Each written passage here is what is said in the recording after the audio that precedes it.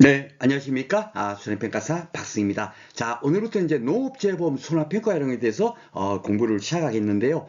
이 손해평가요령은 법조항이 17개밖에 되질 않아요. 이 17개 법조항에서 12문제가 출제되니까 아마도 이제 우리 1차 시험 그 과목 중에서 공부의 효율은 가장 좋은 뭡니까? 것이 바로 손해평가요령 공부다라고 여러분들한테 감히 말씀드리겠습니다. 그래서 오늘은요, 이 17개 법조항이 어떻게 현재 규정되어 있는가를 공부를 할 겁니다. 여기서 이제 한 8문제에서 9문제 정도가 출제가 되고요. 그리고 이제 내일은 그 손해평가랑 13조 2항 3항에 대해서만 따로 공부를 할 거예요. 요 내용은 뭐냐면 우리가 그 손해평가사 1차 시험을 치르고 나면 2차 시험을 공부를 하게 되죠. 2차 시험 2과목이 뭡니까? 손해조사 방법하고 보험금 산정하는 것을 2차 2과목에서 우리가 공부를 한다고요. 그 2차 2과목의 가장 중심이 되는 내용이 뭡니까? 13조 2항 3항의 손해조사 방법하고 보험금 산정, 그것이 이제 도표로 만들어져 있는 거 있죠. 그것을 내일 공부를 할 겁니다. 그 2차 2과목의 거의 중요한 핵심 사항을 모두 다 공부하는 것이기 때문에 이 부분이 문제는 한 3문제에서 4문제밖에 나오지 않는다 하더라도 2차 공부를 미리 공부한다 생각하는 마음으로 내일 그 강의를 준비해 보도록 하겠습니다. 자, 그러면 오늘은 법 규정에 대해서만 따로 이렇게 공부를 한번 해보도록 하겠습니다. 자, 뭐 1조 이런 거를 뭐 여러분께서 가볍게 이렇게 읽어보시면 되고, 이런 것들도 한 개 포함돼서 17개 법조항이에요. 그렇죠? 예. 여기 보면 11조 2항에 따른 손해평가에 필요한 세부 사항을 규정하도록 되어 있거든요. 그래서 뭡니까? 이 손해평가요령은 농림축산식품부 장관이 따로 부령으로 이렇게 뭡니까? 농업재보험 손해평가요령을 만들어 놓은 겁니다. 그러니까 이 손해평가요령은 여러분께서 이제 손해평가사가 되시면 손해평가를 어떻게 해야 된다 하는 가장 큰 기준이 되는 것이 뭡니까? 이 법규정에 다 안내가 되어 있겠죠. 그러니까 여러분께서 이건 당연히 아셔야 되는 거예요. 그렇죠? 예. 그렇게 생각하시면 공부가 너무너무 재밌을 겁니다. 그리고 이제 공법이다 보니까 이렇게 용어의 정의가 당연히 있어요. 우리가 농업재보험 법령도 용어의 정의가 있었고 그게 해마다 한 문제씩 나왔죠. 예, 이 손해평가령도 이건 뭐 그렇게 중요하다고 이게 해마다 한 문제씩 나옵니다. 근데 우리가 알 게 아무것도 없어요. 손해평가하는 것은 손해평가인하고 손해평가사하고 손해사정사가 한다. 예, 그 누가 할 수 있느냐? 그것을 이렇게 묻고 있고요. 그리고 농업재보험이니까 농업재보험 손해평가령이니까 야, 농업재보험이라는 거는 어떤 거야? 예, 그것을 규정해 놓겠죠. 농작물재보험, 인산물재보험, 가축재보험. 여기서 빠지는 게 뭐죠? 예, 농업재보험 법령에서는 업이 들어가 있다 보니까 양식수산물재보험도 포함되지만 이것은 농림축산식품부 장관께서 뭡니까? 농업, 농작물, 임산물, 가축에 대해서 손해평가하는 것을 기준을 뭡니까? 마련해 놓은 거죠. 그러다 보니까 양식수산물은 당연히 빠져 있어야 되겠죠. 그렇죠? 예, 이런 것들이 시험 문제 출제되고 있습니다. 그래서 너무 쉽게 문제 기출문제 풀어봐 보면 쉽게 풀린다라는 것을 여러분께서 느끼실 겁니다. 그리고 이제 손해평가요령이니까 야, 손해평가 업무가 뭐냐? 예, 손해평가사, 손해사정사가 피해 사실 확인, 보험가입 및 손해평가. 이거 어디서 봤어요? 그렇죠? 손해평가사의 업무 그 내용하고 똑같잖아요. 그죠?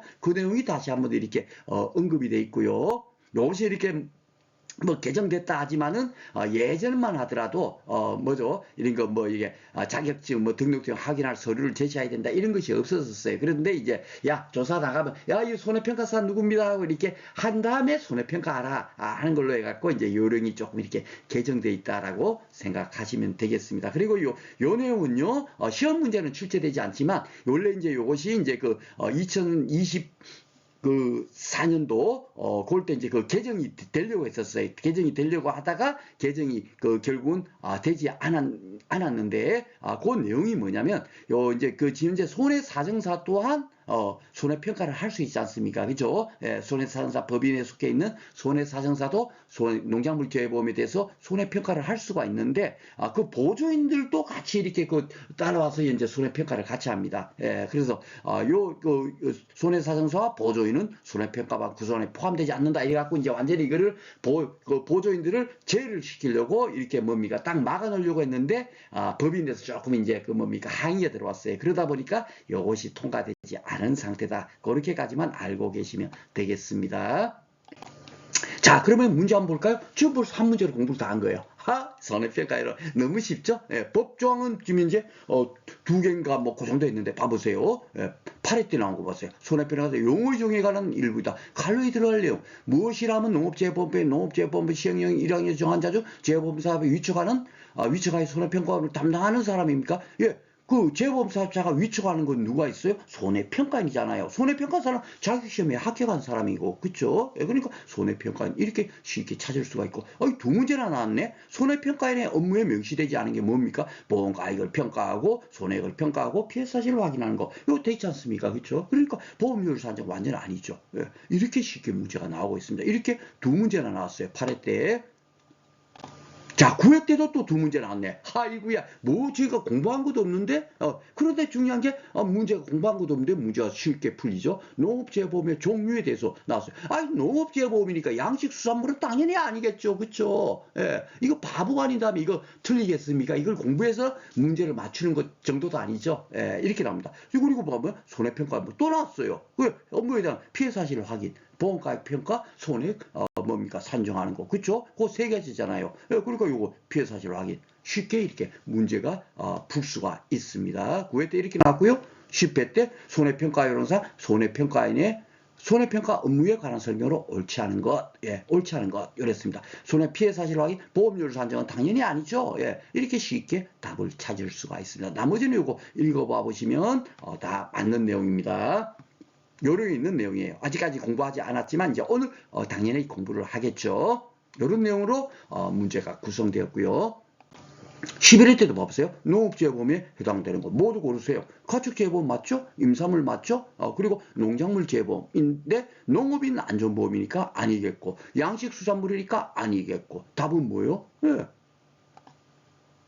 기억하고 니은하고 그죠? 네, 이렇게 쉽게 문제. 지금까지 8회부터 11회까지 문제 여러분께서 기출문제 딱 보시면 이거 뭐 공부해서 맞출 정도도 아니죠, 그죠? 이렇게 쉽게 나옵니다. 근데 우리가 뭐랄까 재배학 한 문제를 맞추기 위해서 공부를 막 대도 않는 거, 브리타 문제 같은 걸 맞추기 위해서 난 그래도 그거 나오면 맞출 거야 하고 공부하는 그런 뭡니까 무모한 공부를 할 필요가 없는 거예요. 우리는 뭡니까 합격 점수 이상 여유 있는 점수로만 합격하면 되니까 이렇게 뭐죠?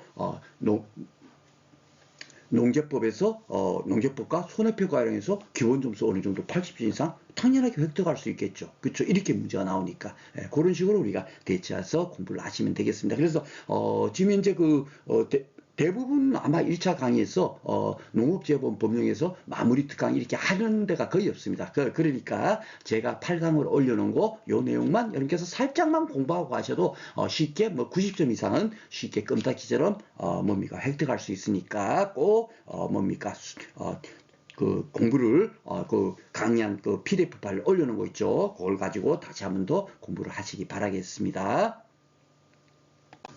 자, 그리고 이제 그 4조, 법 3개 조항 가지고 결국은 뭐요? 한두 문제씩 반드시 나왔죠?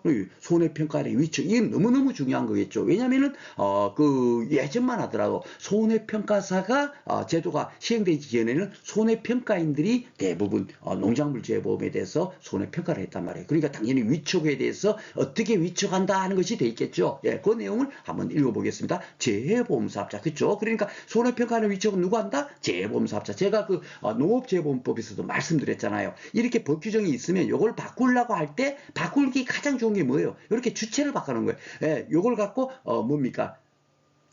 농림축산식품부 장관은 법 11조의 시행령에 따라서 손해평가를 위촉한 경우는 그 자격을 표시하는 수이 손해평가증을 발급해야 된다. 이래 대해서 맞다 틀리다 틀리다. 그렇죠. 그래서 주체를 바꿔놓는다. 그래서 항상 이 주체만큼은 꼭 기억을 하십시오. 그리고 재보험사업자 즉 요걸 어떻게 이해를 하라 그랬어요? 그렇죠. 우리는 앞으로 손해평가사가 되면 뭡니까 농작물 재보험에 대해서 뭡니까 손해평가를 하니까 NH농협 손해보험이다라고 생각하시고 항상 이 법규정을 공부를 하시면 편합니다. NH농협 손해보험은 피해 사실 발생 시 원활한 손해평가가 이루어지도록 농업재보험이 실시되는 시군 자치별 보험가입자승을 고려해서 적정 구매의 손해평가를 위촉할 수 있다. 이렇게 되어 있습니다. 이게 너무너무 중요한 거예요. 자, 예전만 하더라도 손해평가사가 없을 때만 해도 손해평가인들이 뭡니까 보험사가 났을 때 손해조사를 나갔어요. 그런데 이제, 지금 현재 손해평가사가 매년, 지금 현재 뭐 500명, 1000명씩 이렇게 꾸준하게 늘었잖아요. 그래서 지금 현재 한 8000명 정도, 손해평가사가 이제, 지금 이제 자격증이 발급이 되어 있는 상태입니다. 그 중에서 현재, 순수하게 일하는 인원은 한 4000명 정도, 50% 정도 된다고 현재 그 통계치가 나와 있는데 그 4000명 정도 이렇게 늘어나다 보니까 예전에는 손해평가사가 없을 때는 손해평가인을 위촉을, 이렇게 필요한 규모의 손해평가인을 위촉해야 한다고 의무적으로 위촉을 해야 됐었어요. 그런데 이제 손해평가사가 계속 늘어나니까 이분들 계속 위촉하면 돼요, 안 돼요? 당연하게 일거리는 거의 고정화되어 있는데 사람만 많이 늘어나면 안 되겠죠. 그러니까 이제는 이것이 바뀌었습니다. 2024년 3월 29일 날에 잘 봐보세요. 시군 자체 보험 가입처를 고려해서 필요한도 아니에요. 필요한 인원하고 적정 규모는 어떤 것이 더 적은 것이냐면 적정 구매가 더 훨씬 함축적인 의미죠. 이걸로 지금 단어가 바뀌어 있고요. 손해평가인을 위촉해야 한다는 것은 무조건 넣고 해야 되는데 이제는 뭐요? 할 수 있다. 이렇게 이제 법이 완전 개정됐습니다. 이게 손해평가사의 앞으로의 전망을 요 한 줄로 여러분께서 알 수가 있죠. 손해평가사 자격증을 딴 사람들은 무조건 놓고 그 일거리를 어느 정도 이렇게 확보하기 위해서 손해평가인을 이제는 위촉할 수 있다. 안 해도 된다. 이렇게까지 바뀌어 있습니다. 완전히 안 할 수는 없어요. 왜냐하면은 뭡니까 한두 보험 사고 건수도 적고 가입 건수도 적은 그런 품목에 대해서는 손해평가사가 직접 하루 딱 손해조사를 하기 위해서 투입된다는 것은 교통비나 이런 걸로 따져서 더 손해예요. 그러면은 그 지역에 있는 손해평가인이 가서 직접 손해조사하는 게 빠르겠죠. 그렇죠? 그래서 손해평가인은 그런 인원 정도는 앞으로 유지를 할 겁니다. 그렇지만 이렇게 손해평가인을 위촉할 수 있다. 이렇게 바뀌었다. 너무너무 중요하다. 그렇죠? 그래서 문제에서 지문에서 고려하여 필요한 구매의 손해평가인을 위촉해야 한다. 그러면 맞다 틀리다? 틀리다. 이제는 이렇게 할 수 있다로 바뀌었다는 거 꼭 기억하시기 바랍니다. 그리고 이게 용어도 이왕이면 적정 구매의 손해평가인을 위촉할 수 있다. 그죠? 필요한이 아니라 여기까지 여러분께서 반드시 숙지하시면 되겠습니다. 자, 그리고 요 법 규정도 시험에 너무너무 잘 나와요. 재보험사업자 및 법14자 손해평가를 위탁받은 자, 손해평가 업무를 위탁받은 자 아시죠? 비영리 법인, 손해사정사, 농업재보험 법령에는 딱 그렇게 규정되어 있잖아요. 그죠? 그 사람들은 손해평가 업무를 원활히 수행하기 위해서 뭐를 운영할 수 있다고요? 손해평가 보조인, 그죠? 이 보조인을 운영할 수 있다. 이것도 계속 꾸준하게 시험에 출제되는 법 규정이 되겠습니다. 그래서 이제 손해평가 보조인을 운영할 수 있는 사람은 이 법 규정에 따르면 재보험 사업자도 되고요. 그리고 손해평가를 위탁받은 자니까 손해사정사, 손해평가사, 그렇죠? 그런 사람들이 손해평가 보조인을 운영할 수 있다. 그렇게 여러분께서 이해를 하시면 되겠습니다. 문제가 많이 나오니까 이게 문제 15, 16이라고 한 거예요. 자, 손해평가인을 이제 위촉을 했으면 교육도 시켜야 되겠죠? 그것이 이제 5조에 교육을 어떻게 시키냐 하는 것이 재보험사업자는 손해평가인을 대상으로 농업재보험에 관한 기초지식이나 보험상품 및 약관, 손해평가의 방법 절차 등의 손해평가에 필요한 실무교육을 실시해야 합니다. 이것도 어디서 많이 봤죠? 정기교육 내용도 거의 이거랑 비슷합니다. 그렇죠?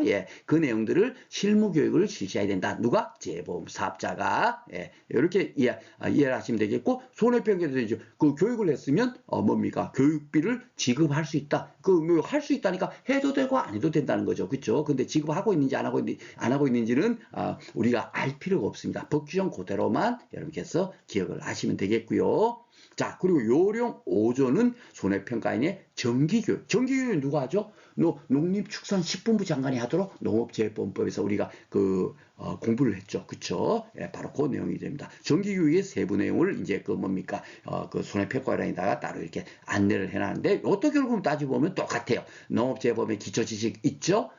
그 보험상품이 약간 여기 있죠? 약간 있고 손해평가 방법 및 절차 그대로 되어 있습니다. 그렇죠? 예, 그 내용들을 더 실무교육은 정기교육은 결국은 내용은 똑같은 내용을 한다라고 생각하시면 되겠고 단지 이제 이 정기교육 안에 요게 더 들어가 있습니다. 피해 유형별 현지 조사표 작성 실수 원래로 따지면 요것이 뭐죠? 실무교육이 있어야 될 것 같죠? 예, 그 여러분들께서 이제 손해평가사가 되시면 손해 뭡니까 해당 농지에 가서 손해 조사를 하게 되면 어디에다가 그걸 작성을 하냐면 현지 조사표에다가 뭡니까 그 내용들 수확량이 얼마인지 뭐 이런 것들 피해 면적이 얼마인지 뭐 이런 것들을 뭡니까 작성을 하도록 돼 있거든요. 현지 조사서에다가. 그러니까 따지면 실무교육에 있어야 될 것 같은데 어디에 있다? 손해평가인 정기교육이 있다. 우리는 법 규정 그대로 공부하라 해야 되니까 그쵸? 뭐 묻거나 따질 필요도 없어요. 그래서 요 내용은 작성 실수는 어디 있다? 정기교육에 있더라. 그거 하나 꼭 여러분께서 기억을 하시면 되겠습니다. 그리고 이제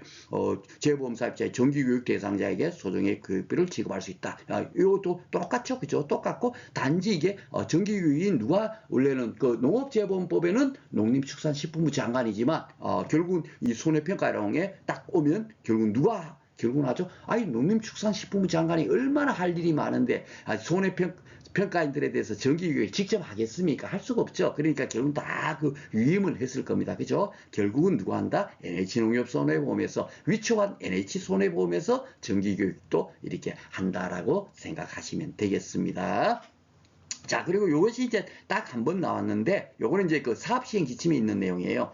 여기 그러면 이제 손해평가령에는 정기교육하고 실미교육만 있지만, 실질적으로 여러분께서 공인중개사님들 많이 계시죠. 예, 공인중개사님들 같은 경우도 공인중개사법이나 부동산 관련 그런 법 같은 것이 수시로, 뭐 도시계획법이라든지 이렇게 수시로 바뀌잖아요. 그러면은 2년, 3년 지나고 나면 옛날에 알고 있는 그 법으로는 뭐또 업무를 하다 보면 틀릴 수가 있습니다. 그렇죠? 그런 것처럼, 우리 그 농작물재해보험도 약간이 매년 바뀌거든요. 그렇기 때문에 당연하게 이 손해평가사나 손해평가인이나 손해사정사, 이 손해평가를 담당하는 이 사람들이 뭐죠? 보수의 교육을 받도록 돼 있어요. 몇 년마다 3년마다 1회 이상. 그쵸? 그래서 적어도 뭡니까? 매년 받을 수는 없지만 3년에 1회 정도씩은 보수교육을 하도록 하고 있다라고 여러분께서 그렇게 이해를 하시면 되겠습니다.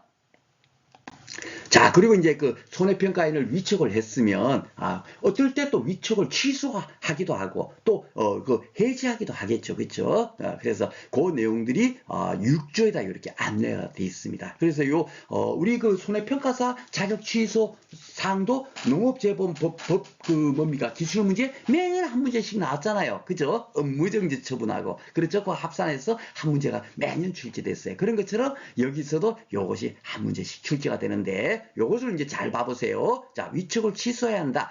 손해평가사 자격증을 취소하는 경우는, 뭡니까? 피성년 후견자, 뭐 이런 거 있지 않습니까? 이럴 때는, 취소가 안 돼요. 그렇죠? 그러니까, 이제 손해평가인들은 일반, 자격증 취소사유랑 비슷하게 되어 있습니다. 파산 선고를 받은 자로서 복권되지 않았다. 그러면은, 뭡니까? 위촉을 취소하고, 이런 벌금형이 이상의 형을 선고받아, 집행이 면제된 날부터 2년이 경과되지 않으면 자격을 취소하게 됐고, 이런 것들이 대부분 뭡니까? 자격증을 가지고 있는, 자격증을 가지고 있는 분들에 대해서 대부분, 그 자격을 취소해야 될 때 대부분 이런 내용들이 동일하게 되어 있습니다. 동일하게 되어 있는 것이, 손해평가인에는 이렇게 동일하게 적용된다라고 생각하시면 돼요.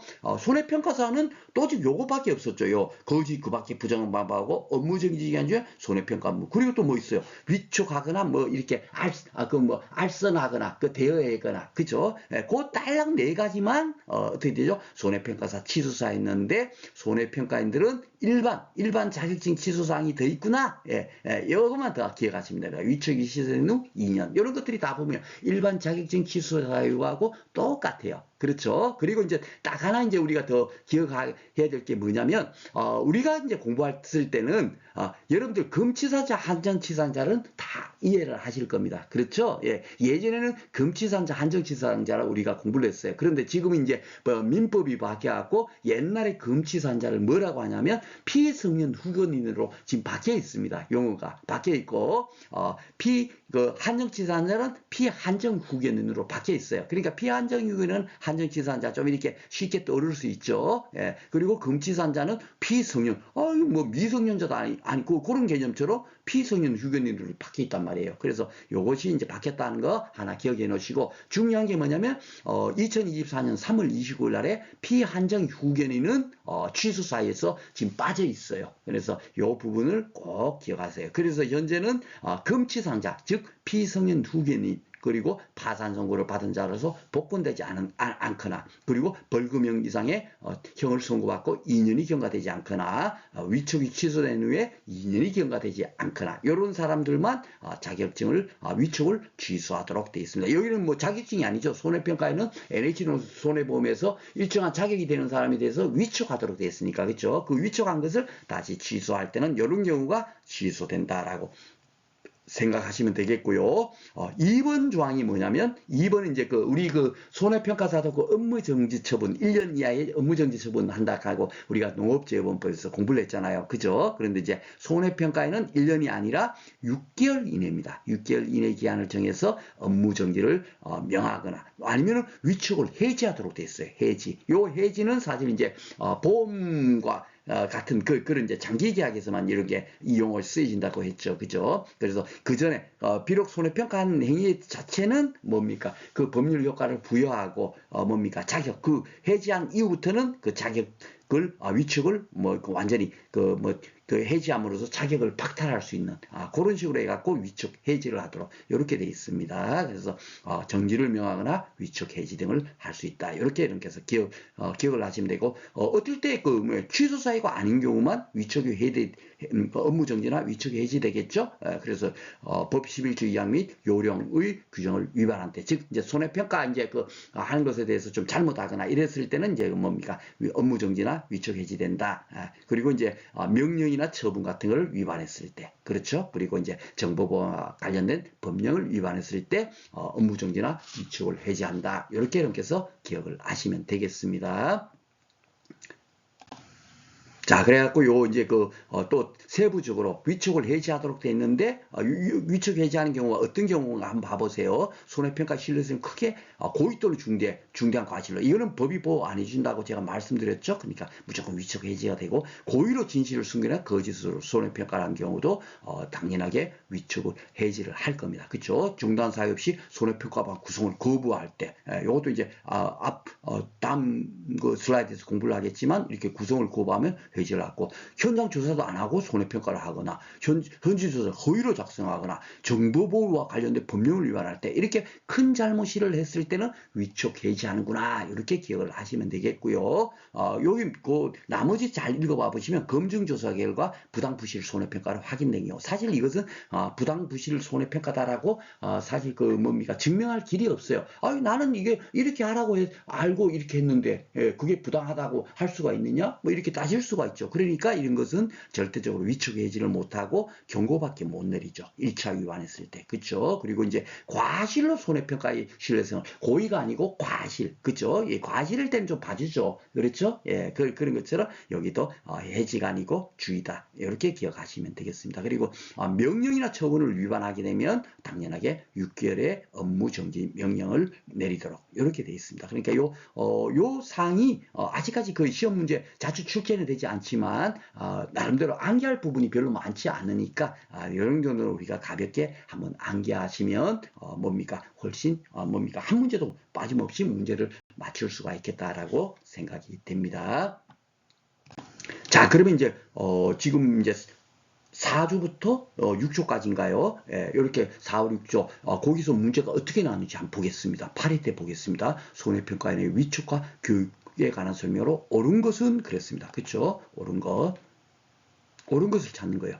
예, 여기 지금 봐보세요. 제어보험 사업자 및 손해평가를 업무를 위탁받은 자, 즉 누구요? 손해사정사, 그리고 손해평가사는 수행하기 위해서 손해평가 보조인을 운용할 수 있다. 요 법규정 그대로죠. 그렇죠? 예, 그러니까 법규정만 알면 쉽게 이렇게 맞출 수가 있는 거예요. 그렇죠? 예. 나머지 읽어봐보면 대망 틀립니다. 이런 거 봐보세요. 세부교육이 제 상품의 주요 내용은 노재보험에 관한 기초 지식이 아니죠. 예, 이거는 약관의 내용이에요. 상품 약관이 어떻게 돼 있다 그러니까 이거는 약관 내용입니다. 그렇죠? 예, 이런 식으로 다 이렇게 나머지는 이렇게 틀려져 있어요. 세분의 PM이 현지수 조사표 작성 실수, 정기교육에 여기 있다라고 제가 굉장히 중요하다라고 말씀드렸죠. 예, 실무 내용이 있을 것 같은데 정기교육 내용이 있더라. 그렇죠? 예. 근데 포함되지 않는다 했으니까 틀렸죠. 그렇죠? 예. 여기 보면 실무교육에 참여하는 손해평가인이 무슨 교육비를 냅니까? 아니죠. 재보험 사업자가 교육비를 지급할 수 있다. 이렇게 돼 있지. 뭐 반대로 이렇게 될 리는 없지 않습니까? 그죠? 교육비는 납부를 하지 않죠. 그죠? 그러니까 나머지는 쉽게 이렇게 문제를 쉽게 우리가 정답을 찾을 수가 있습니다. 자, 8회 때 또 나오죠. 당연하게 한 문제 이상 나옵니다. 예, 법규정이 3개를 공부했는데 거기서 한 문제만 나올 리가 있겠습니까? 제가 이렇게 강의를 준비하는 것은 우리가 손해평가요령 13조 2항 3항 그것을 내일 공부를 하기 위해서 오늘 법규정을 다 공부를 하다 보니까 8문제, 9문제를 맞출 수 있는 분량을 오늘 공부를 하다 보니까 좀 이렇게 뭡니까? 좀 함축해서 하다 보니까 예상 문제를 한 2문제 정도 나오는데도 법규정을 같이 연결해서 공부를 해야 되니까 그래서 뭡니까? 이렇게 많이 출제되고 있는 거예요. 그렇죠? 예, 위축과 취소에 관한 설명이다. 간료에 들어갈 내용. 그러니까 법규정만 알면 당연히 풀 수 있겠죠? 예, 벌금 이상의 형을 선고받아 집행이 종료된 것으로 보이는 경우를 되거나 집행 면제되는 날부터 보통 2년이에요. 제가 앞에서 우리가 손해평가사 걸 때도 마찬가지지만은 대부분 뭐예요? 2년. 여기 아니라 그랬죠. 그쵸? 그래서 대부분 2년. 예, 요겁니다. 2년이 경과하지 않거나 또는 뭐뭐 기간 중에 업무정지 기간 중에 손해평가 업무를 수행한 자는 위촉을 취소해야 된다. 요거 법규정 그대로 있잖아요. 그죠? 그거 그대로 다시 나왔고요.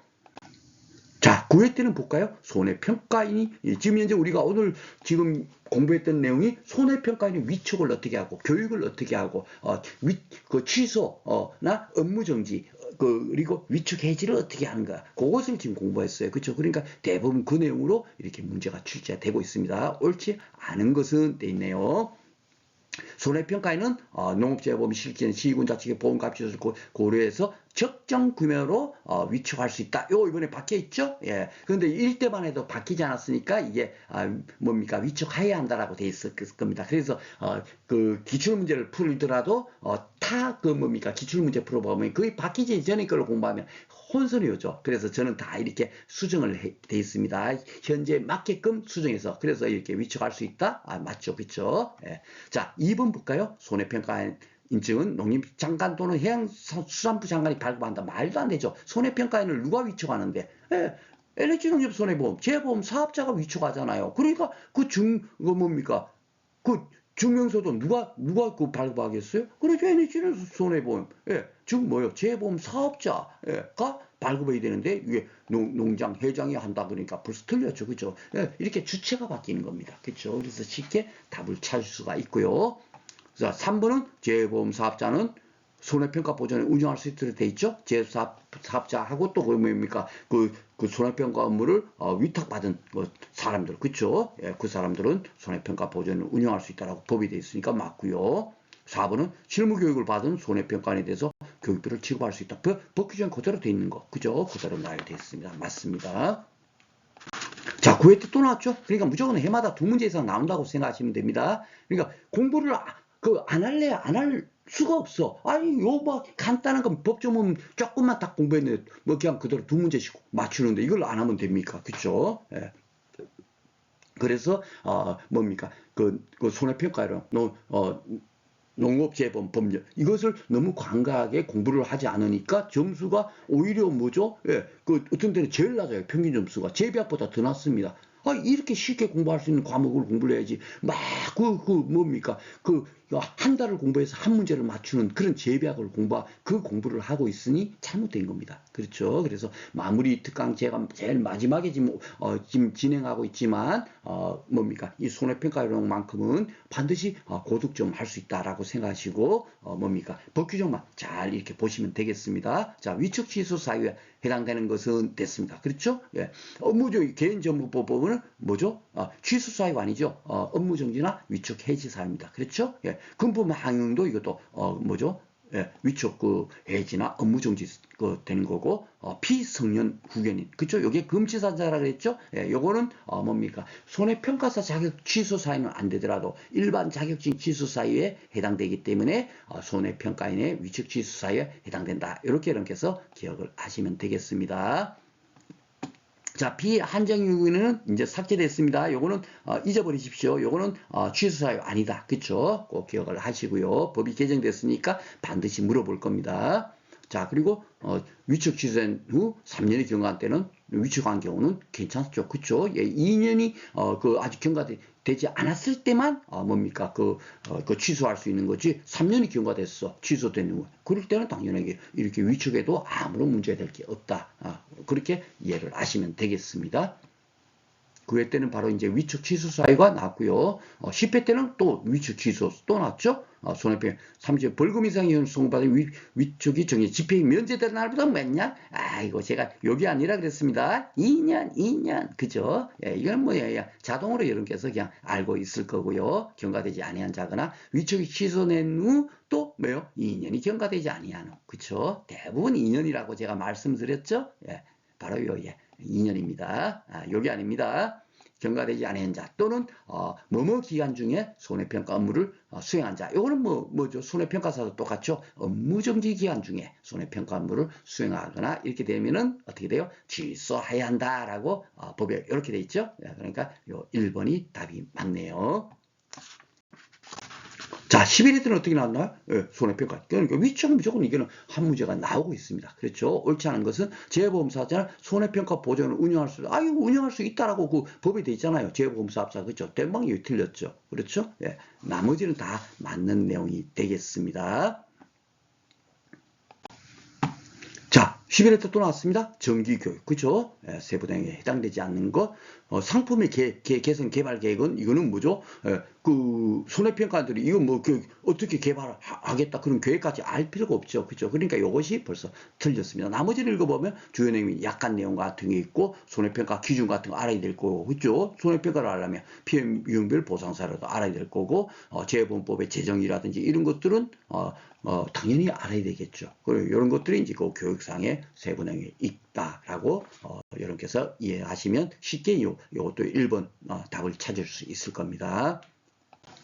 자, 이렇게 해서 이제 7조까지 공부가 끝났고요. 자, 그리고 이제 이제 손해평가를 하려면 뭡니까? NH농협 손해보험에서 손해평가반을 구성하도록 돼 있어요. 그러니까 요 내용도 이 법 한계니까 여기서 무조건 한 문제 나오는 겁니다. 그러니까 제가 농업재보험법 같은 거는 중량상 몇 개만 탁탁 코멘트하고 넘어갔는데 지금 손해평가에는 시간이 좀 걸리더라도 제가 일일이 다 지금 이제 읽어가면서 강의를 진행하는 이유는 법 규정이 굉장히 짧고 그 내용 몇 가지만 알고 있으면 쉽게 한 문제를 공부할 수 있으니까 제가 일일이 다 한번 설명하면서 진행을 하고 있습니다. 자, 보겠습니다.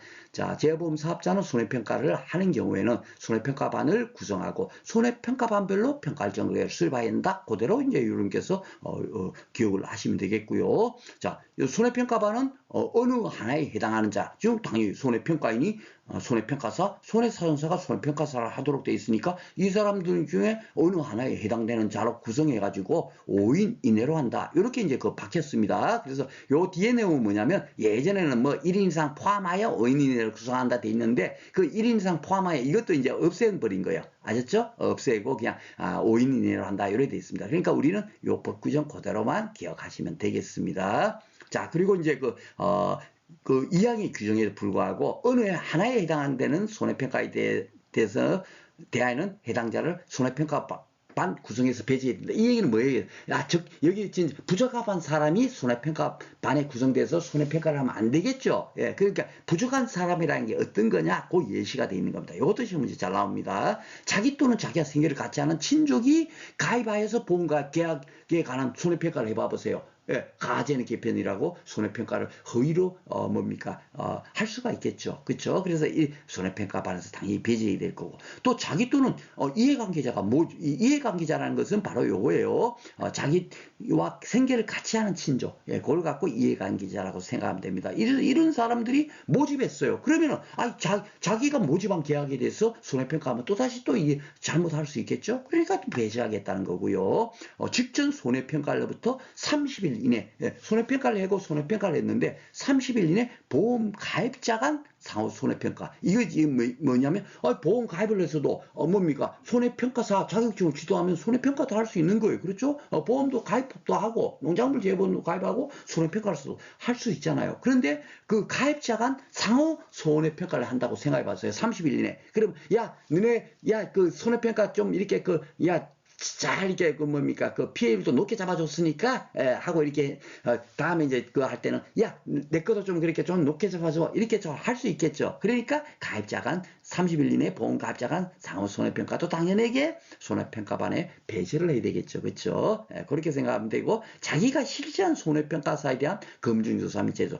검증조사를 했어요. 그런데 그것을 다시 이렇게 조사한 자기가 실시한 손해평가에 대한 검증조사를 재조사를 했는데 그것을 다시 이제 손해평가한다? 말도 안 되죠. 그렇죠? 자기가 한 것은 절대로 하면 안 되겠죠. 검증조사나 재조사를 하면 안 되겠죠. 예, 그 내용들이 이렇게 예시가 돼 있다라고 생각하시면 되겠습니다. 자, 그리고 이제 이 교차 손해평가는 아마 이게 우리가 농재법 손해평가 법 규정 있죠. 거기 보면 이제 교차 손해평가에 대해서 안내가 돼 있어요. 그 내용을 좀 더 세분화돼서 이렇게 기술되어 있습니다. 그래서 이 내용도 법 규정 그대로 시험 문제 나오니까 한번 이렇게 눈으로 익혀 두시기를 바라겠습니다. 자, 재보험사업자는 공정하고 객관적인 손해평가를 위해서 교차 손해평가, 쉽게 말해서 교차 손해평가라는 것은 뭐냐면 A 지역, B 지역이 있으면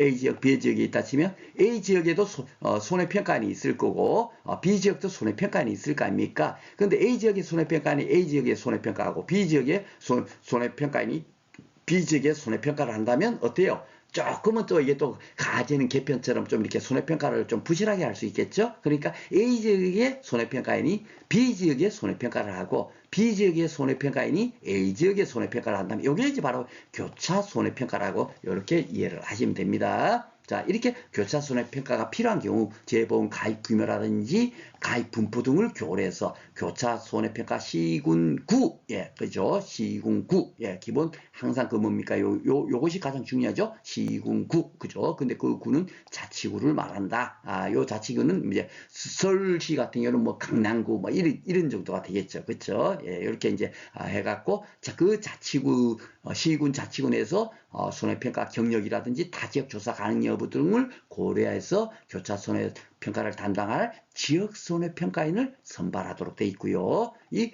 손해평가반을 구성할 때는 선발된 지역 손해평가인을 반드시 1인 이상이 포함되도록 교차 손해평가할 때는 반드시 이렇게 교차할 수 있도록 하려면 지역 손해평가인을 1인 이상을 반드시 이렇게 포함되도록 해야 된다. 이렇게 돼 있고 다만 이제 거대재해가 발생하거나 평가인력 부족하다. 이럴 때는 뭐죠? 예, 이렇게 포함하지 않아도 된다 하는 것이 항상 법은 항상 0.00001%의 또 상황까지도 가정하기 때문에 이런 지문까지 있다라고 생각하면 됩니다. 그래서 우리가 이해하는 것이 아니라 제가 공법은 말씀드렸죠. 예, 요 내용 그대로 여러분께서 눈으로 익혀놨다가 요거랑 좀 틀리게 돼 있으면 틀린 지문이 된다. 그렇게 하시면 이해를 하시면 되겠습니다. 자, 그리고 이제 구조는 이제 뭐냐면 이제 그 손해평가를 하려면 여러분들과 한번 생각해 봤어요.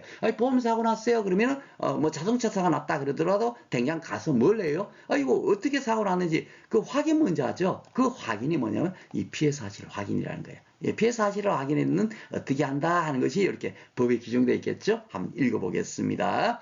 보험 가입자가 보험 책임 기간 중에 보험 사고 났어요. 피해 발생 통지를 했어요. 가입자가 이 보험 사고 났어 하고 통지를 하면 당연히 재보험 사업자는 손해평가반으로 하여서 손해평가반을 구성해서 손해평가하도록 되어 있으니까 손해평가반으로 하여금 지체 없이 보험 목적물의 피해 사실을 확인하고 손해평가를 실시하게 하여야 한다. 그렇죠? 당연하게 뭐 당연한 얘기를 이렇게 법에 규정해 놓은 거예요. 누가 실시하도록 해? 재보험 뭡니까? 사업자가. 그렇죠? 예. 그리고 이제 손해평가반이 손해평가를 실시할 때는 재보험 사업자가 해당 보험 가입자의 보험계약사항 중에서 손해평가와 관련된 사항을 손해평가반에 통보해야 된다. 이 얘기는 뭐냐면요. 이제 쉽게 말해서 요게 이제 양파농지라고 생각을 해봐세요. 양파농지입니다. 양파농지에 가서 이렇게 손해 조사하세요. 이렇게 하면 이 양파농지가 어디에 소재돼 있는지, 소재지가 어디인지, 예, 주소, 그죠? 그리고 그 보험 계약자가 누구인지, 예, 그렇죠? 예. 여기에 평균 수확량이 얼마인지 이런 것들을 뭡니까? 기본적으로 알려줘야만이 어떻게죠? 예, 이걸 기준으로 해가지고 뭡니까? 가서 손해평가를 할 거 아닙니까? 그쵸? 그래서 보험계약사항 중에 모든 것을 알 필요는 없지만 무슨 알려줘야 된다? 손해평가와 관련된 사항에 대해서는 손해평가반에다가 이런 내용들을 알려줘야만이 손해평가를 할 수 있겠죠. 그 내용이 이렇게 기술이 돼 있다라고 생각하시면 되겠습니다. 자, 그러면 이제 문제가 어떻게 나왔나 한번 봐볼게요. 자, 8회 때 이제 손해평가반, 손해평가반. 이게 당연하게 법 규정 항의가 당연히 나오겠죠. 옳은 것은 돼 있습니다. 자기가 실시한 손해평가에 대한 검증조사 및 재조사는 해당자를 구성해서 배제해야 된다. 그렇죠. 이거 법의 규정 배제해야 되는 경우는 1, 2, 3, 4 돼 있는데 네 번째 조항입니다. 그렇죠. 그러니까 쉽게 답이 1번이 맞다라고 된방이 이렇게 알 수가 있고요. 여기 보면은 자기가 가입해서 자기가 모집하지 않은 보험계약에 관한 손해평가는 해당자는 손해평가에 참여할 수 있다? 아니죠. 예. 자기가 자기가 그 보험 가입해놓고 자기가 그거 시키면서 손해평가를 한다는 거는 됩니까? 안 됩니까? 안 되죠. 그러니까 배제해야 되는데 참여할 수 있다. 대망 틀렸고요. 손해평가반을 구성하고 손해평가반을 평가일정 계획을 수립해야 된다. 누가 해야 되죠? 재보험 사업자가 하도록 돼 있잖아요. 손해평가인이 직접 이렇게 합니까? 아니죠. 이렇게 주체를 이렇게 살짝 바꿔놨죠. 여기는 손해평가반은 5인 이내로 구성한다. 이래 되는데 이건 뭐 말도 안 되게 이렇게 법을 완전히 틀리게 바꿔놨죠. 쉽게 답을 찾을 수가 있습니다. 공부도 쉽지만 또 특히 답 찾는 것도 너무너무 쉽게 문제가 나오고 있어요. 예, 공부량도 적지만 뭔 얘기인지 아시죠? 문제 풀어봐보면 진짜 대충 어설프리하게 공부하고 와도 문제를 풀 수 있다 하는 것이 딱 느껴질 겁니다. 자, 9회 때도 손해평가반 또 나왔습니다. 옳지 않은 것, 그죠? 예, 손해평가반은 재보험 사업자가 구성하도록 이거는 당연히 법에 되어 있고요. 180은 손해사정사는 손해평가반에 포함될 수 있다. 당연히 포함될 수 있죠. 그죠? 예, 손해사정사, 그리고 손해평가인, 손해평가사. 이 사람들이 손해평가반에 포함되는 거니까 맞고요. 손해평가인 2인과 손해평가 보호 3인으로는 구성할 수 없어요? 아니죠. 5인 이내로 구성한다. 그러니까 이거는 벌써 요게 틀렸습니다. 그렇죠? 예, 보조인 포함할 수 있습니다. 자, 그리고 자기 또는 이해관계자가 모집한 보험계약에 관한 손해평가에 대해서는 배제해야 된다. 그쵸? 예, 배제 사유 맞죠? 예, 그러니까 쉽게 답이 3번이 되겠습니다. 자, 9회 때 또 나왔습니다. 교차 손해평가. 이것도 보면 이게 지문이 저기 있으니까 이게 법 규정 중에 한 개 뭐 좀 바꾼 거 그것만 찾으면 됩니다. 그렇죠? 옳지 않은 것이니까. 자, 평가관리 부족을 해주면 불가피하다 판단된 경우는 지역구조 평가를 포함시키지 않을 수 있다. 이거 예외조항이 제일 끝에 있었죠. 맞죠? 예. 교차손 평가인을 위해 손해평가반을 구성할 경우 재보험 손해평가인에 따라 선발된 지역 손해평가인 1인 이상 포함되어야 되는데 2인이었으니까 여기 벌써 틀렸죠. 그쵸? 예. 나머지는 다 규정 그대로일 겁니다. 재보험사자가 평가를 따면 선발할 때 타지역 조사 가능 여부는 고려사항 이런 것들도 고려사항이라고 했고요. 재보험사가 교차손이 필요한 경우 재보험의 가입규모나 가입분포 등을 고려해서 고사 손해평가 대상 시군구를 선정해야 된다. 이것도 법규정 그대로죠. 그죠? 쉽게 답은 찾을 수가 있습니다. 그래서 이제 살짝이라도 한번 법규정만 슬쩍 한번 뭡니까 마지막에 한번 읽어보시고 가시면 되겠습니다. 자, 10회 때도 손해평가반이 나왔네요. 옳지 않은 겁니다. 그렇죠? 예. 재보험사업자는 손해평가를 하는 경우 손해평가반을 구성하고 손해평가반별로 평가 일정 계획을 수립해야 된다. 법규정 그대로죠? 예, 맞고요. 손해평가반은 손해상에서 맞고 요게 뭐예요? 벽오조에는 이게 아니죠. 그죠? 예, 여기서 틀렸습니다. 손해평가반은 5인 이내로 구성한다. 맞고요. 손해평가반을 실시할 때는 재보험사 해당 보험가입자의 보험계약서냐 손해평가와 관련된 사항을 손해평가반에 통보해야 된다. 이것도 법규정 그대로죠. 예, 맞습니다. 자, 10회 때 교차 손해평가. 이렇게 또 나왔습니다. 자, 요것도 뭐 법규정 그대로겠네요. 그쵸? 예. 옳지 않은 것을 모두 이거 틀린 것을 고르세요. 되어 있습니다. 교차손해평가나 공정하고 객관적인 손해평가를 위해서 재보험 사업자 간에, 이거 벌써 틀렸죠? 예. 재보험 사업자 간에 이렇게 한다 말도 안 되죠. 재보험 사업자는, NH농협성 단독으로 하고 있는데 무슨 상호간에 벌써 말 자체가 틀렸고요. 동일 시군 구, 자치구를 말한다. 내에서는 교차선을 수행할 수 있죠? 예, 근데 없다 했으니까 틀렸고요. 교차선의 손해평가 구성할 때 거대 재발 발생으로 불가피하다고 판단된 경우에는 지역손해평가인을 포함하지 않을 수 있다. 이거는 법 예조항상 맞습니다. 그렇죠? 그러니까 틀린 건 하나밖에 없습니다. 자, 11회 때는 또 어떻게 나와? 이거 손해평가반은 맨날 나오는구나. 그쵸? 자, 옳은 것입니다. 10인 이내로 벌써 틀렸죠? 손해평가받는 거 평가 일정을 수립해야 한다라고 돼 있는데 하는 것은 아니다 했으니까 틀렸고요. 자기와 생계를 같이 하지 않는 친족, 같이 하는 친족이 있는데 같이 하지 않는 친족은 뭡니까? 아무런 문제가 될 게 없어요. 그렇죠? 예. 법에는 자기와 생계를 같이 하는 친족, 그게 이제 이해관계입니다. 그렇죠? 그 사람들이 뭡니까? 가입했거나 모집했거나 이런 것은 뭡니까? 배제를 해야 되지만 같이 하지 않은 친족이 가입한 것은 배제하지 않아도 되겠죠? 예, 그런데 이제 배제해야 한다 그랬으니까 이것도 틀렸네요. 자, 마지막으로 직전 손해평가는 30일 이내 보험가입자간 상호 손해평가에 대해서는 뭡니까? 배제해야 되도록 돼 있죠. 맞죠? 예. 아니면 짜고 치는 고스톱이 될 수 있으니까. 그러니까 4번이 옳은 겁니다. 자, 11회 때 또 나왔습니다. 교차. 그러니까, 교차손해평가, 한 문제 나오고, 손해평가반 한 문제 나오는 거예요. 법규정 한 개에다 한 문제씩 나온다. 그렇게 생각하시면 되겠습니다. 자, 재보험사업자가 교차손해평가를 위해서 손해평가반을 구성할 경우에, 교차손해평가 대상 시군 자치군에서 손해평가 경력, 타지 조사 가능성이 고려해서 교차손해평가를 담당하기 위한 선발된, 누구, 몇 인 이상이 포함되어야 된다. 지역손해평가인 1인 이상이 포함되어야 된다. 법규정 그걸 그대로 물었죠. 그리고 요것도 잘 나왔죠. 거대 재발생 평가인력 부족 등으로 손해평가가 불가피할 때는 지역손해평가인 1인 이상을 포함하지 않아도 된다. 이렇게 법에 구성되어 있습니다. 그 내용이 문제가 나왔네요. 자, 이렇게 해서 이제 그 손해평가이론 오늘 이제 피해 사실 확인까지 법 규정을 구조까지 공부를 했네요. 여기까지 공부를 했고요. 다음 시간에는 10조부터 남아 있는 거 나머지 법 규정에 대해서 공부해 보도록 하겠습니다.